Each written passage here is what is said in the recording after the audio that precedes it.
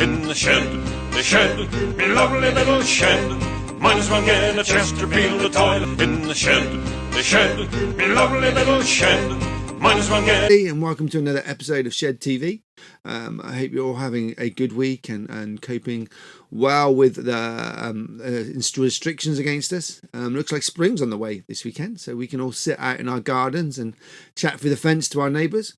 I've been looking online at some photos and different little videos of how people are coping with the coronavirus, and I watched this funny clip the other day of a lady in a zorbing ball going around Morrison's, and my mum sent me a clip the other day on WhatsApp, and this guy struck the brush to himself, so the brush meant that everybody had to stay 2 meters away from him. And I'm going to put some funny photos up on here now of different things, and I actually like the one with the guy with the snorkel mask, which is actually not a bad idea. Actually, there's a company in California that are adapting snorkel masks to make them into CPAP machines for respiratory, for helping victims of the coronavirus. So, but there's lots of crazy stuff out there at the moment about this virus and about how you catch it and all that kind of stuff, and lots of conspiracy theories that, you know, from all this kind of stuff. And I just want to encourage you to be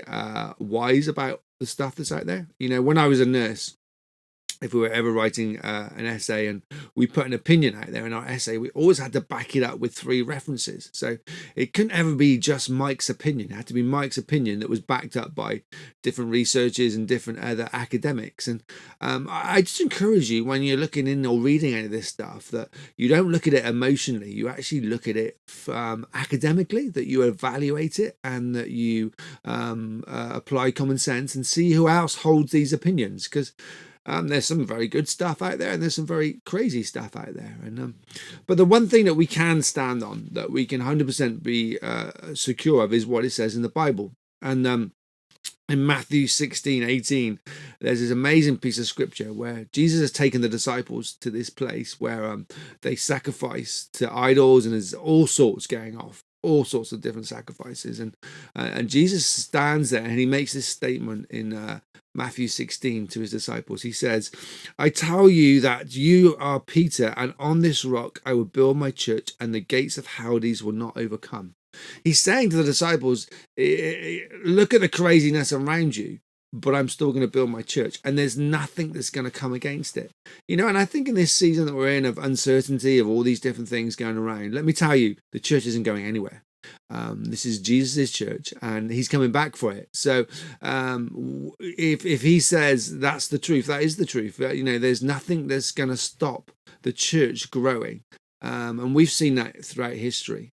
So I encourage you to have that as your truth, that whatever theories are out there, whatever this is, to be rest assured, if you are a follower of Christ, if Jesus is in your corner, if Jesus is the one leading your life, you're involved in something that is going to carry on until he returns. You know, and I think Christians, we need to make sure that the message that we're saying to the world is a message of hope, a message of peace, a message of security, not a message of conspiracies and things. So, you know, I just really encourage you just to be mindful about what you're saying and what you're putting out there in the world, you know, because not everybody can filter things. So yeah, so just be mindful. Just remember that you are on the winning side. And if you're listening to this and you're overwhelmed with fear right now, and that you're worried and all that kind of stuff, let me tell you, as Faith Church, we're a community of faith that's got a hope in Jesus, and you too can find that hope. It's just a simple prayer. It's just a simple acknowledge of who he is, and say, I want to be part of your church. I want to be I want to be your son or daughter. I want to have a relationship with you. And it starts with a simple turning of your heart towards him, and then it's a journey of discovery. You know, I've been a Christian for 40 years now, and each day I know more and more about him. So in this season where fear might be ruling your life, or uncertainty, let me tell you, there's a Jesus out there that wants to bring you security, hope, and peace for the future. So have a great week. I'm going to try and do a few more interviews this week. I've got a friend from LA who's going to be sending me an interview. So have a great time. Is there anything you need practically, or if you just need a chat or anything like that, just give me a call, drop me an email, mike.taylor@faithchurch.com. Wales, or find me on Facebook. I love to connect with you. But enjoy the sun that's coming this weekend.